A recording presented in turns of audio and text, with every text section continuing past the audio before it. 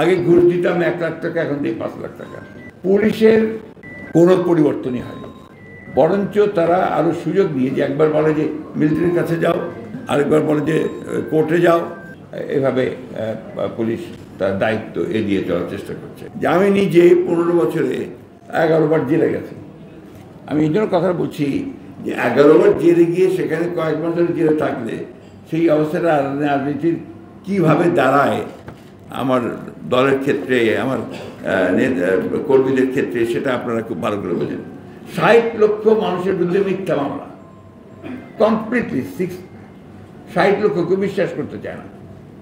এবং এই মানুষগুলোকে প্রতিদিন আপনার কাঠগড়া গিয়ে দাঁড়াতে হয়, জামিন নিতে হয়, একটা আলাদা একটা ব্যাপার আছে। এইখানে আমাদের গুম হয়েছে, ওই যেটা আমরা প্রথম শুনলাম এই সময় বাংলাদেশে গুম হওয়ার ব্যাপারটা, আর তার আগে আমরা বাংলাদেশে শুনিনি, ইলিয়াস আলী থেকে শুরু করে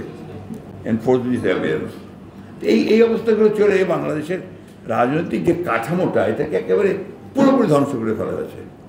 এই সুযোগে আপনার যেহেতু জবাবদিহিতা ছিল না, কোনো সরকারের মধ্যে কোনো জবাবদিহিতা ছিল না, লুণ্ঠন লুটপাট, এটা নতুন করে বলার কিছু এটা আমার চেয়ে আপনারা অনেক বেশি ভালো জানেন।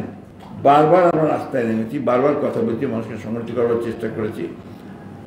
যাই হোক, শেষ পর্যন্ত আমি মনে করি যেটা একটা অভূতপূর্ব একটা উত্থানের মধ্য দিয়ে, ছাত্র গণঅভ্যুত্থানের মধ্য দিয়ে আমরা একটা পরিবর্তন নিয়ে এসে আবার একটা সুযোগ তৈরি করতে সক্ষম হয়েছি যে একটা নতুন করে বাংলাদেশ নির্মাণ করবার জন্য। সেজন্য যখনই আমরা আপনার বাংলাদেশ করে নতুন করে নির্মাণ করার কথা, বাংলাদেশকে নতুন করে জাতি নির্মাণের কথা বলি, তখন আমার মনে হয় যে এটা কি আপনার ডাক্তার সাহেবের আপনার অ্যান্টিবায়োটিক দেওয়ার মতো, যে অ্যান্টিবায়োটিক দিলে আমার ঠিক হয়ে গেল, সেটা তো না। এটা উনি বলছেন মিথস্ক্রিয়ার মধ্যে দিয়ে একটা পুরোপুরি সব কিছুর মধ্যে দিয়ে আপনার একটা জিনিস বেরিয়ে আসে। এই জন্যে আমাদের, আমি মনে করি হতাশ হওয়ার খুব বেশি কারণ নেই।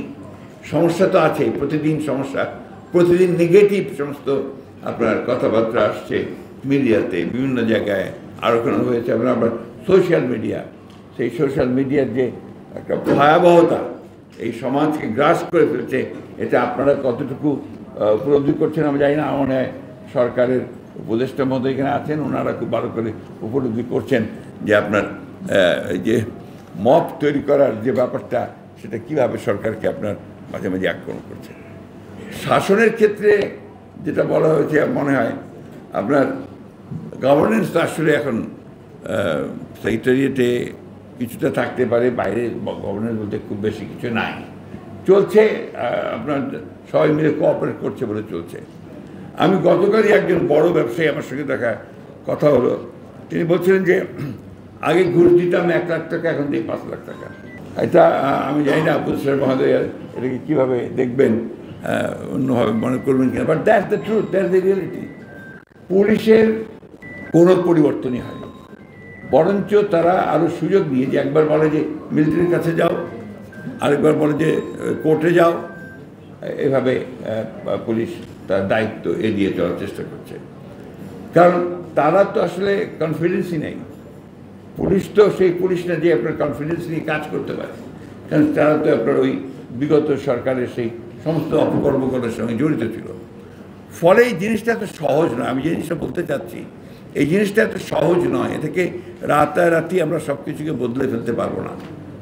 আবার তাই বলে যে আপনার দীর্ঘকালের জন্য গণতান্ত্রিক চর্চাটাকে বাদ দিয়ে এটাকে ঠিক করার জন্য কাজ করতে থাকবো, এটাও আমি ঠিক বুঝতে পারি না। আমি যেমন এখনই কবির সাহেবকে বলছিলাম পাশে, যে কোনো কিছু চাপিয়ে দিয়ে কি কোনো কিছু করা যায়?